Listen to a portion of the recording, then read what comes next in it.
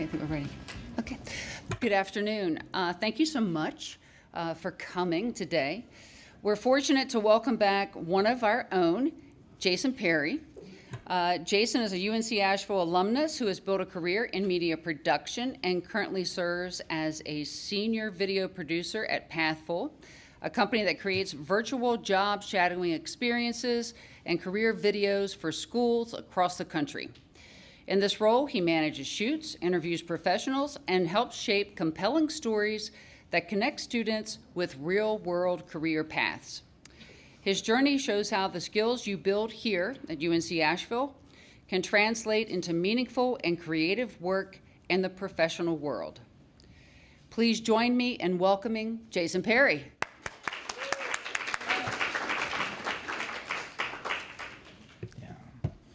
Hey everybody, as Dr. DePalma just said, my name is Jason Perry, and today I'm here to talk to you all about my job working as a video producer. I get to travel the country making media and video content, and I'm also going to talk a little bit about how I use storytelling on a day-to-day aspect for my job, and whether you all work in video production or media content or not, how you all can use storytelling to also help promote you, and hopefully you can find your dream career moving forward as well. So a little bit of background about myself. I went to UNC Asheville from 2014 to 2017. I majored in mass communications, and I was on the track and field team here as well. So by raise of hands, is anyone here a student athlete? All right, looks like the majority of you all. And what about mass communications or new media major? Awesome. And then is anyone here interested in video production or even creating your own TikToks? Okay, we got a couple. Perfect. So a little bit about the company I work for. I work for a career education company called Pathful. Basically, our whole goal is to educate students about different career opportunities. So, you know, maybe a lot of you have thought, like, I have no idea what I want to do when I graduate. I'm not sure what opportunities are out there. And so that's kind of the whole goal of our website, is to teach students about different careers. And I personally find this really important because I came from an extremely rural area. Track and field is actually what brought me to Asheville. And when I first came to Asheville, I thought it was like the biggest city ever. Until we started racing at Georgia Tech, and then I was like, oh, okay, little bigger cities out there. But basically, my main role with Pathful is to create educational day-in-the-life videos. So I travel across the country making day-in-the-life videos of different careers. So it could be everything from an engineer to a horse trainer. So here you can kind of see a screenshot of what our website looks like. And I almost like to think of my website as our own like YouTube channel.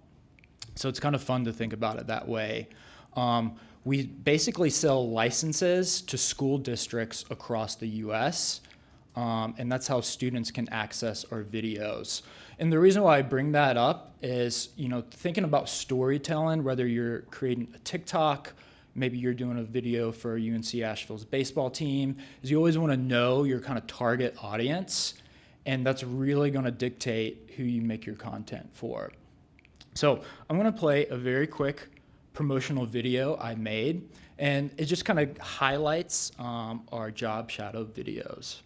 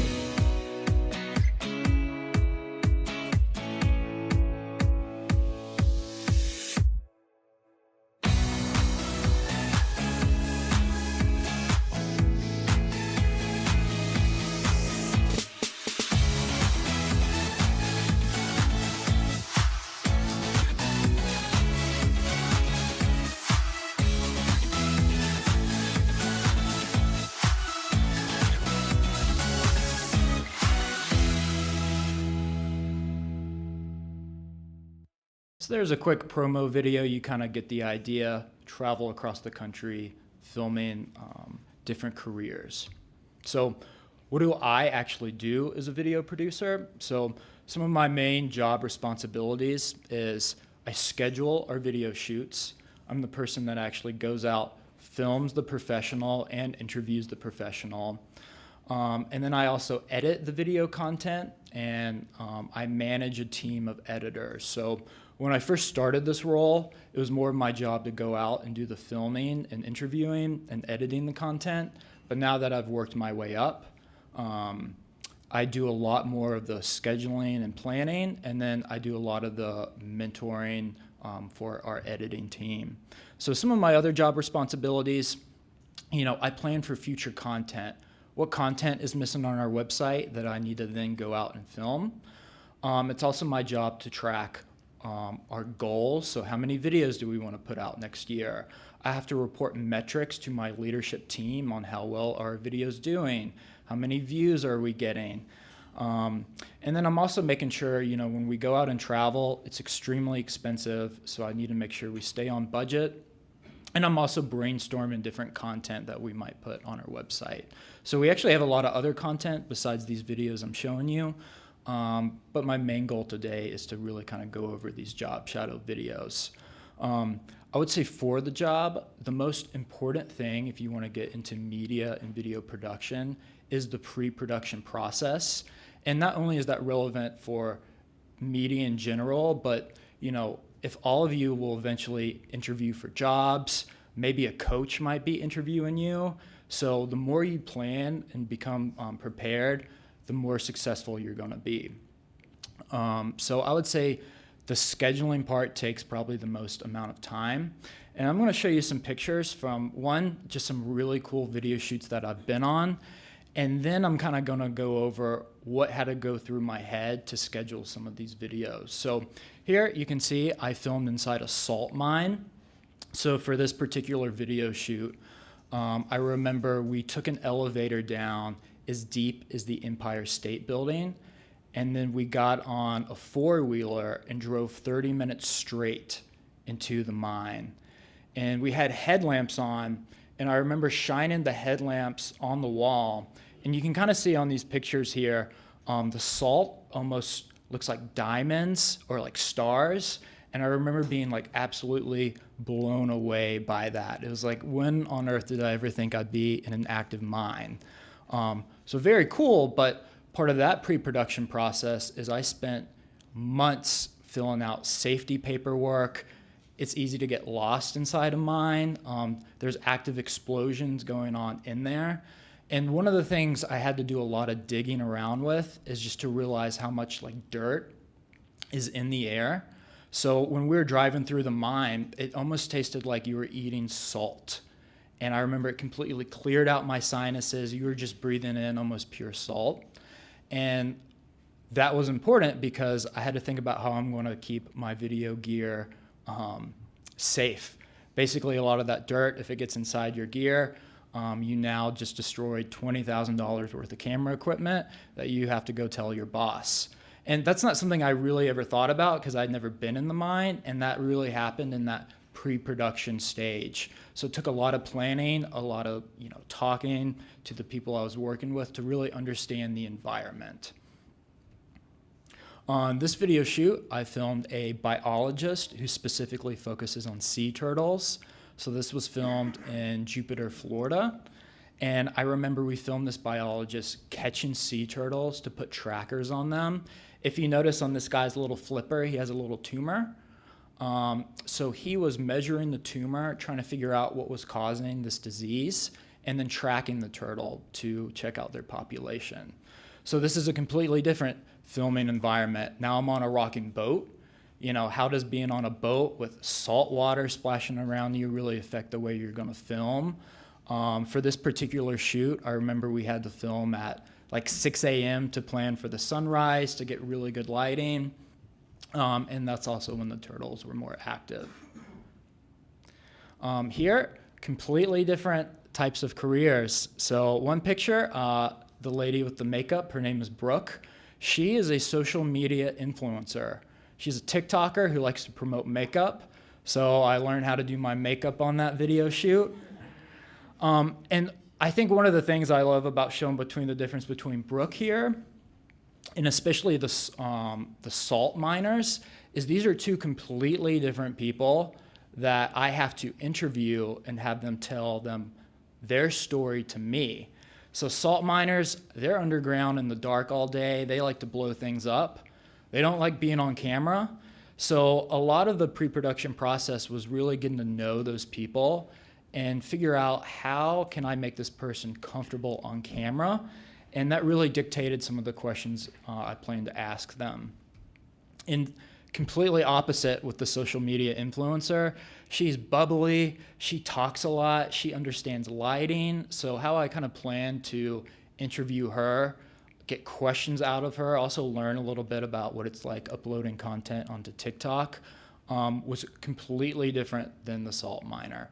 And, this is something to keep in mind is, if you do, let's say, go for an interview, who is the person you're talking to, and try to understand their personality. Is this someone who's going to be a little more introverted? Some people just want to get straight to the facts. Other people, like the social media influencer, she's going to ask you how your day is going. I remember she offered me a muffin. So there's a lot of different types of people out there. So you really got to learn how to communicate with them and be able to tell your story appropriately for them. And not all stories are going to be appropriate for everybody. So something to keep in mind.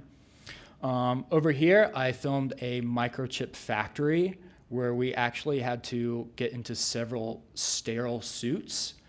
So basically, when you make microchips, the tiniest piece of dust will completely ruin a microchip. So it was a little nerve-wracking going into this facility, knowing that you could potentially ruin like millions of dollars worth of microchips. So there's like a very strict process about we had to wipe all of our equipment down, but then you had to figure out, okay, you can't wipe your equipment down with water because then it can ruin the electronics. So, okay, maybe I got to use an alcohol swab. And I remember we put on a clean suit and got into one clean room, and then we had to go into another clean environment area.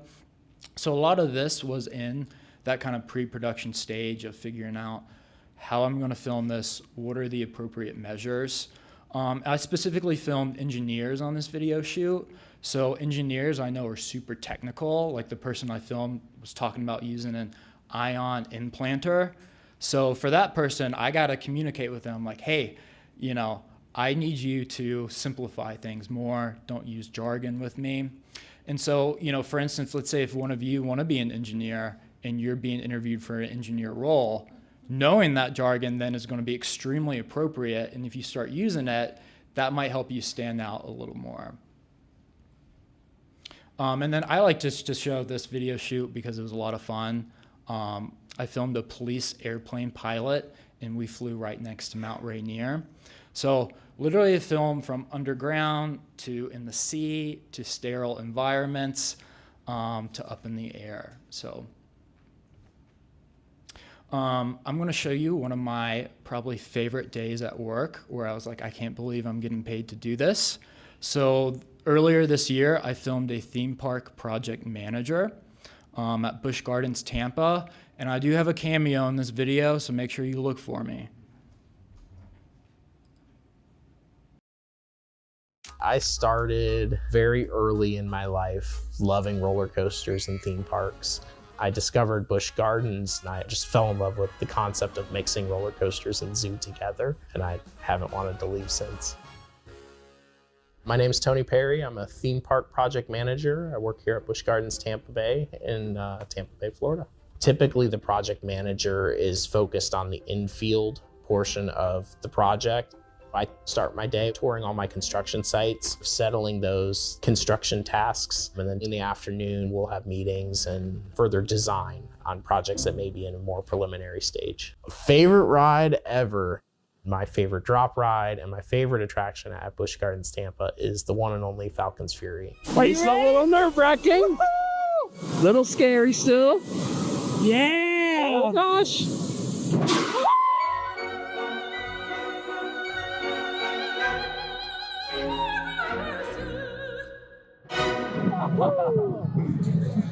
And that's Falcons Fury.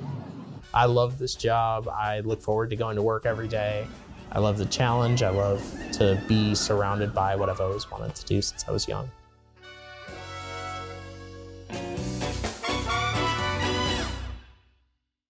So one reason why I showed you this video is just because I got paid to ride rides all day long. But another reason is I remember at first Tony was pretty nervous before his interview. So a lot of it is just, using your kind of communication skills, make the person feel comfortable. And by the end of the day, I was like, Tony, I need to get a shot of you riding one of the rides you helped build and design. And he was like, you have to ride it with me. So that was one of those moments where just creating a good relationship with somebody ended up benefiting me, getting paid to ride rides, and I just made somebody else film it. But also another thing is, how am I going to make a project manager video interesting? Because in reality, they're just looking at a lot of blueprints all day long. So part of that was I can make this interesting by actually riding one of the rides he helped build. So that definitely took some creativity. And definitely when you all are in the job market, don't be afraid to look for some niche things. When you think about a project manager, that doesn't really pop out to me as a very exciting job, but you could be a project manager at an amusement park where Tony says, sometimes I get stressed out and I just go jump on a roller coaster and decompress. So there's a lot of great job opportunities out there. So if you have a niche interest in something, looks like a lot of you all are interested in sports, there's a lot of job opportunities out there in sports that's unrelated to actually being a professional athlete. But I've definitely showed you all a lot of the fun aspects of my job, traveling, doing really interesting things. But I want to talk a little bit about the realities of production work, some stuff to really consider. As I mentioned, I'm a mass communications major, and this is a job where I can easily say I use my communication degree every single day. Every single day, I'm trying to pitch myself to one of the companies we want to film. So it's my job to reach out to the companies, and sometimes I'm just cold calling. I'm trying to explain who we are, and to try to get permission to get a video crew camera onto someone's site can actually be really challenging. So I feel like a lot of the skill sets I learned in my communications degree helped me set up to be successful, to be professional, and to really keep your story or your pitch nice and tight. Probably one of the other things about working in video production is I obviously travel a lot, but with the traveling, you work extremely long hours. When I'm on video shoots, it's pretty common to have 12-hour, I've done 16-hour days where maybe I film construction workers in the morning, have to get up at 4:30 a.m., and then I don't get back to my hotel until 10 p.m. Luckily, a lot of you all are student athletes. You're used to getting up early. You're used to having that really hard work ethic. So I found when I transitioned into the working world, it was actually extremely easy because I was used to having a set schedule. I was used to working hard. So definitely, all of these kind of skill sets you're learning now, for those of you all who are student athletes, if you just kind of keep having the same schedule once you go into the working world, you'll find it's actually a lot easier than going to college and playing a sport. So a little piece of advice there.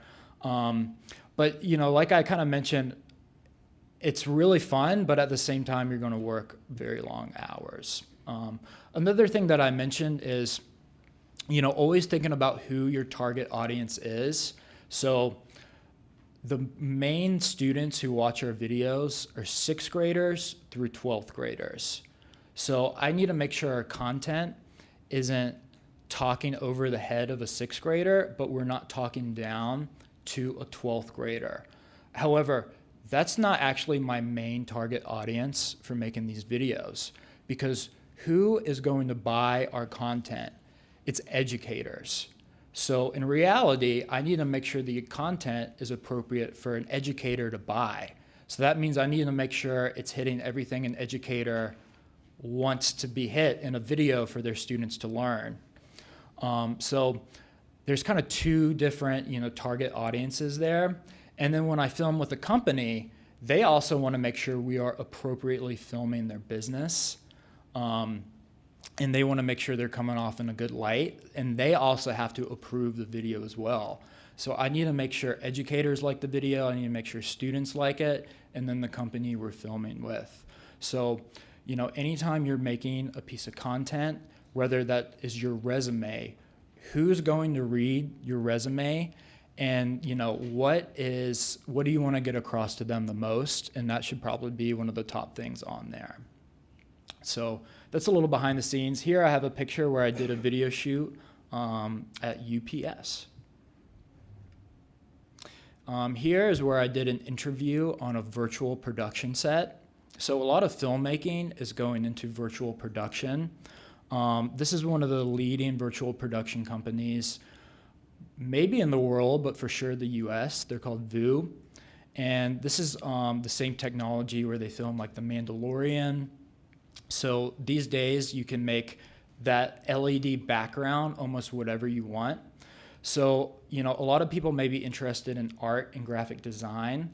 Some careers that are out there is somebody has to build the quote unquote sets that's going to go in the LED panels. So that's kind of another spin-off if you want to get into video production that I think people don't understand, but it's actually becoming a much needed job out there. So just some basic career advice. You know, I feel like I have a unique perspective because I have filmed hundreds of different careers out there. So I've had a lot of professionals kind of tell me what type of person they're looking for. And of course, you know, I work in media, video production, so I have an insight of what I'm looking for as well. But no matter what job you're trying to get, the most important thing right now that you can get is internships and real world working experience. Basically, what I've learned is that your degree is basically a checkbox. So when you apply for a job, someone's going to have a stack of applications. For the most part, depending on the job, if they don't have a degree, that might get thrown out.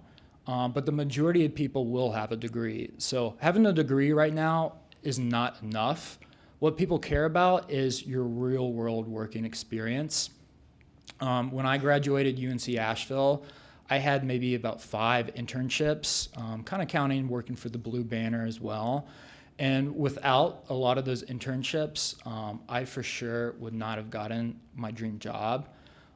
So a degree, like I said, really you gotta prove that you can work with a company, that you can work in a professional setting. I recommend, you know, on your resume, specifically in media, you want to show off what type of media have you actually created. And I really recommend having media that you've worked with in a professional setting. So a lot of people do creative projects. That's okay to have on your portfolio, but honestly, maybe, you know, we have Kate over here running the camera. Kate, that's a great professional working experience that, you know, it might not be as fun to show off on your resume as maybe a really creative project you've done, but Kate is representing that, hey, I produce content for a university that was broadcasted to people. That's really going to impress employees more. So I think that's something to think about. I would not graduate college until you've had multiple internships, real world working experience. That is one of the key things that make a difference. And when I was in school, I even did, the majority of the internships I did was unpaid. It's not fun, but I found as soon as at least you get something on your resume and your portfolio, it makes it a lot more likely to be able to get a job or an internship that actually is paid. I would say don't be afraid to get rejected. I remember applying for probably 20 different internships when I was at UNC Asheville that I got rejected for. And I did Dr. DePalma's internship class. And I did it when I was pretty young, so I didn't really have a lot on my resume. And I even remember applying for jobs, and my classmates applied for the same job. And then I would get the rejection letter, and then I would go into class, and then I would hear the person who actually got it. So sometimes it can be hard. But it's honestly, it's part of the working world. It's part of the working force. I would say if you're about to graduate, like if you're about to graduate this summer, right now might be a good time to start looking and applying for jobs. because I think on average it takes about 6 months. If you haven't done any internships or real world working experience, that's something I would start looking at right now as well. I would say when I was in school, the most important classes that helped me was my journalism classes and my public relation classes. Journalism really taught me how to tell a story. When I actually got my job in video production, I wasn't very good at the technical side. I wasn't great at using a camera. I wasn't super great at framing, but I knew how to tell a story. And it's much harder to teach someone how to tell a story than it is to teach somebody how to run a camera. I would say YouTube University can teach you a lot of really technical skills. But really when it comes to that storytelling piece, you want someone critiquing you, coaching you. And I felt like journalism is really nice and precise. And I think that makes you a better storyteller, whether you're pitching yourself to an employee, whether you have a meeting with your boss. You really got to tailor your message to who you're talking to. And if you can do that appropriately, it's going to make yourself a lot more successful in life. The second class that really helped me out was public relations. And I felt like that class taught me how to talk professionally in a work setting. So when I was doing a lot of my internships before I took this class, I realized that I was actually doing a lot of stuff that I didn't realize was unprofessional, but actually was unprofessional. Like a small example, I remember editing a company's logo for one of my internships, and I kind of stretched out the dimensions to kind of fit where I wanted for. So the logo looked a little funky, but I didn't think anything of it. And it turns out companies really care about their brand identity. So if you mess with their logo, I remember I turned that in and they weren't happy. And that was something I kind of had to learn the hard way. Specifically for video production, I recommend if you especially want to like film your own content, is to make sure you actually edit the footage you filmed.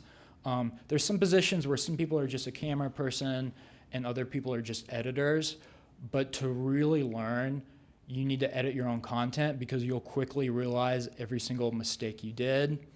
Usually what I learn is like I didn't shoot enough footage. So sometimes I'm kicking myself like, oh, why didn't I film this person doing this? Sometimes you see like, oh, wow, that angle was really good, or vice versa, that angle didn't work. So editing your own footage definitely makes a really big difference. And then another thing I would say is don't be afraid to pick up the phone. So no matter what job you're going after, a lot of our generation is really used to texting and email. And I would say, 80% of the communication I do is through email texting, but some of the most vital communication I do is either on the phone or in person. Like I've literally walked into businesses, asked to speak to the CEO or manager, and convinced them to let me film with them when I've been trying to email them for months. So really kind of practice your in-person communication skills. A lot of professionals I've talked to says the workforce that's coming up, that's what a lot of people struggle with, is having an appropriate professional communication, someone who's very comfortable talking. And I've been surprised by some of the companies that I've just reached out to over the phone who's agreed to let me come film them ride roller coasters just by picking up the phone. So don't be afraid to do that. Be persistent about it.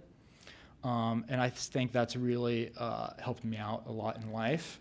And then the last thing I would suggest is, take advantage of being a student. Right now, if you're interested in something, if you're trying to get an internship, but you can't find an internship you're interested in or there's none available, reach out to professionals in the Asheville community and just start with, hey, I'm a UNC Asheville student. I'm looking to learn and shadow you to learn about your job. And I found people love helping students and mentoring students. And the fact you all have that .edu email, sometimes that email doesn't go straight to spam if you reach out to somebody. So really take advantage of that. It lets people's guards kind of down seeing that .edu. So that's one piece of advice I'll say. So that's kind of a big overview. Here's a picture of me filming a private chef. So that was a very fun one, getting to eat some tasty food. But I'd love to know, are there any questions somebody might have? Oh, wait, I think you want somebody to actually speak into a mic. Okay.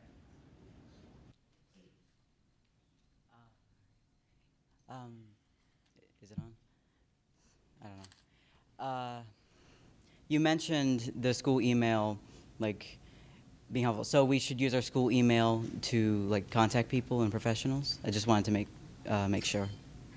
Yeah, that's a good question. One of the pros of using your school email is someone doesn't think you're a random email address that's going to go straight to spam. I even found my work email goes to people's spam a lot, which is why it's important to call somebody sometimes.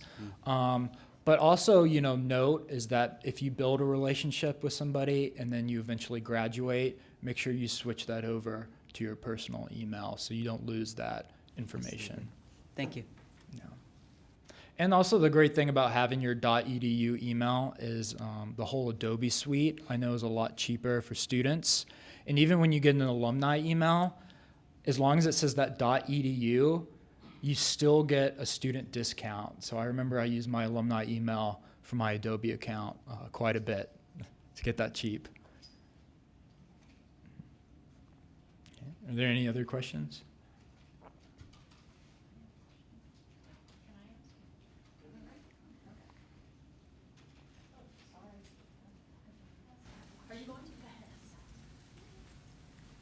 Hello. So my question is, you have my dream job, and what companies are there that I could be looking into? I did an internship with Walgreens as a mass communications major, hoping to do like HR maybe. But as you're doing the dreadful tutorial videos in that room, I'm like, I want to be this person who makes the training videos with these companies. And I was thinking, is that just something you can create your own business card and then essentially just pivot that way? Yeah, that's a great question. I would say sometimes there's two ways to go about that. So making training videos is not the most exciting thing in the world, but that's something that what I've learned every company needs, especially tech companies. So either two things can happen. One, a tech company can have their own media video production team. So that could be in their marketing department, or they could have their own video department. So if you want to look to, filming some fun training videos, you might look at, okay, what are some exciting companies out there? Filming a training video for Disney might be more exciting than, let's say, an insurance company. But I have also freelanced on the side and have done training videos for companies as well.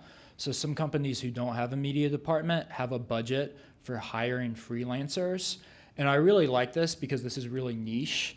And I found the more niche the piece of content you want to work in, the more likely you are to find a job in that.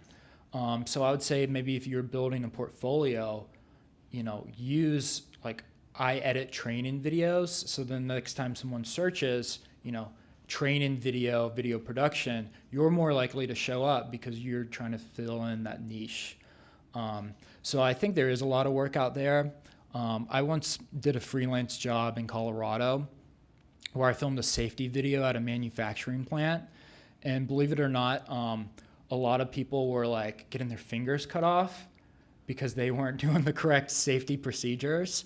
So they wanted this whole concept that's called Take 5 for 5. So take 5 minutes to go through, your safety procedures to keep all 5 of your fingers.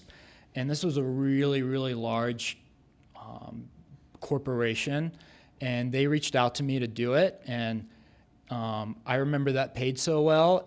They flew me to Colorado. I remember I did an ice climbing trip around that, and I was able to hire a guide, got a nice rental car, and still came home with a lot of money just from that one freelance gig.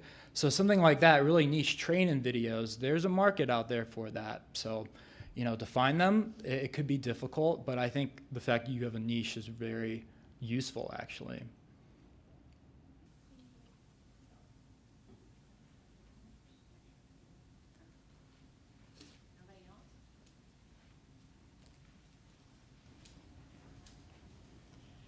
first, thank you so much.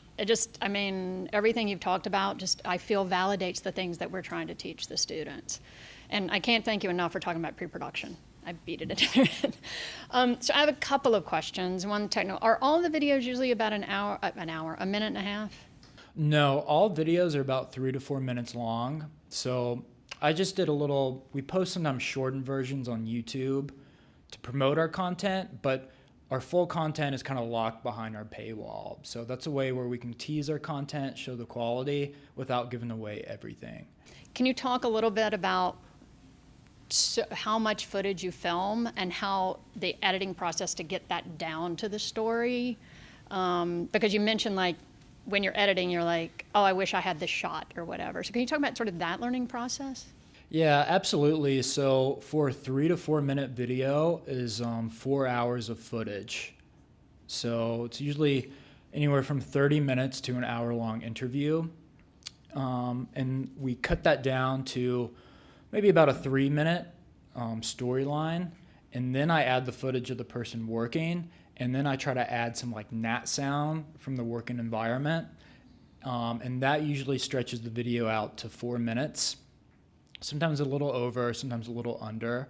And usually to get a good first draft, that takes about 1 week of editing. So some of our faster editors can get a good first draft in like 3 days, but kind of 5 days is that typical sweet spot to edit 1 4-minute video. And one last question, and then I'll go. So we're talking so much in our classes about AI and how it's going to affect, and I don't want to get into a big sort of, but are there ways in which you see AI affecting the work that you do?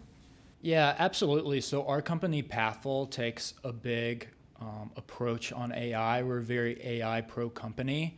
In fact, one of my goals I have to hit in my performance review is to prove how I'm using AI to speed up our video production workflow. So different companies take different stances on it, but a lot of tech companies are very pro AI.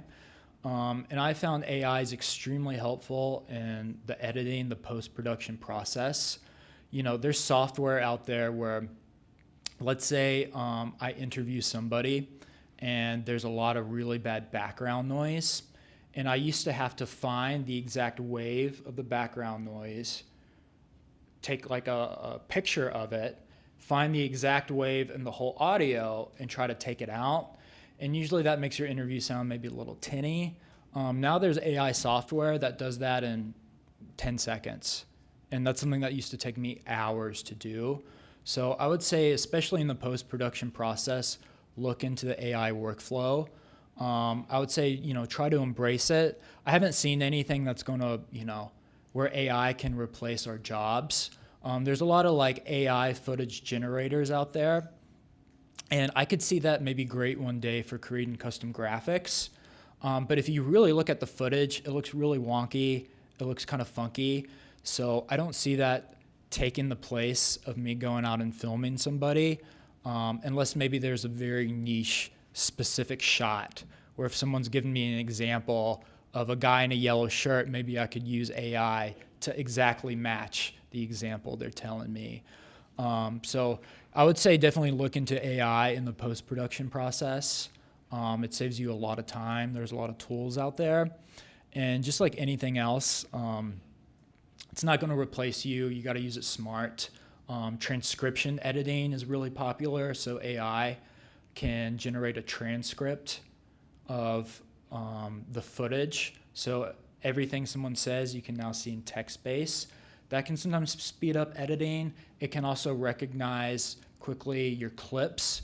So for instance, if I have 4 hours of footage of somebody, a construction worker, and I remember there was one shot where someone was in a blue bulldozer, I can now just type blue bulldozer and the AI will find every shot with a blue bulldozer in it. So that can save you, a lot of time just digging for clips. But I think a lot of people have strong opinions and stances on AI. If you're very against AI, I think that's okay. But I would say, if you're interviewing for companies, some companies, might not hire you if they feel like you're not open to new technology. So something to consider.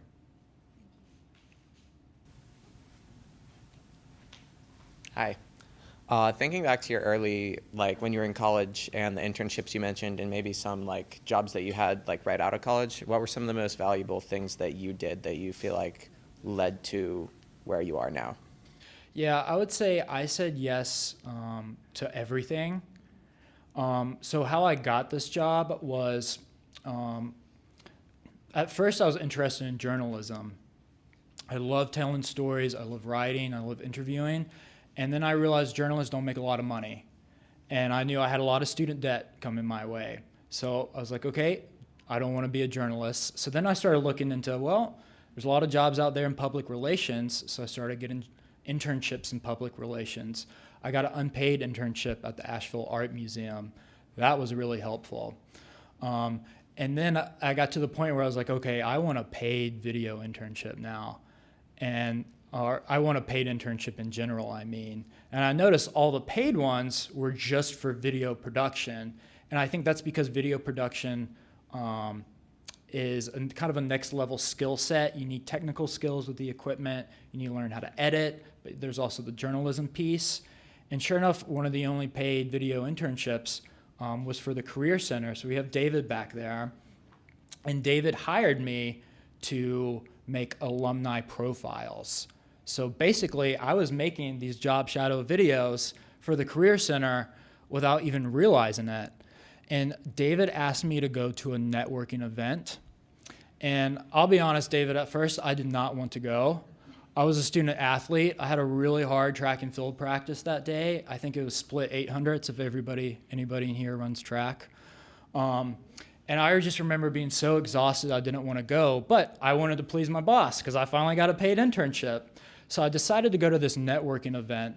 And what it was is you have 60 seconds to go onto a stage and pitch yourself in front of people looking to hire somebody.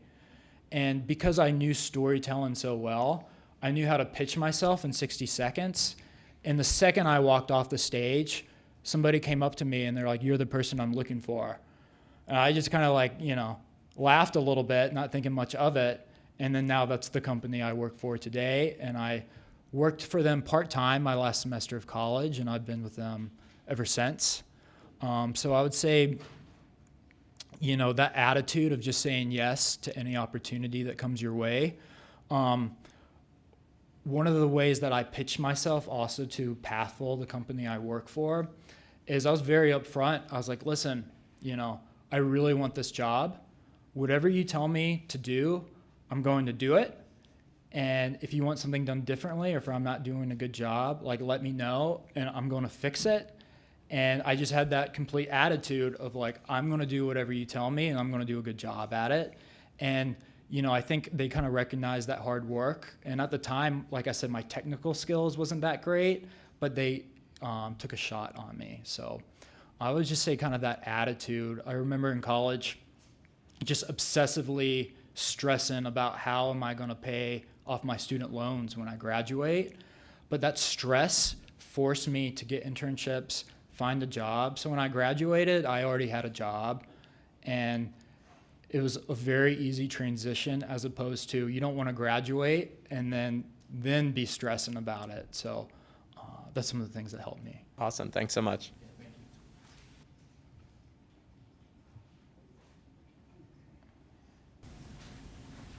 Thank you so much, Jason. I have one last question for you. And before I forget, for your attendance today, if you could sign one of the sheets in the back and give us your major, since we have a lot of different majors in here, I'm thinking, okay? But do make sure, because Rebecca needs the sheets. Question for you, Jason. Are you taking interns at Pathful right now or in the future? We have now hired our interns for the year, but we do take video production interns, and we also take coding interns as well. So, in the future, I'd love just to reach out to anybody who might be interested in a video production internship. That would be wonderful. Keep us posted. Thank you so much, Jason. It's been a pleasure having you here today.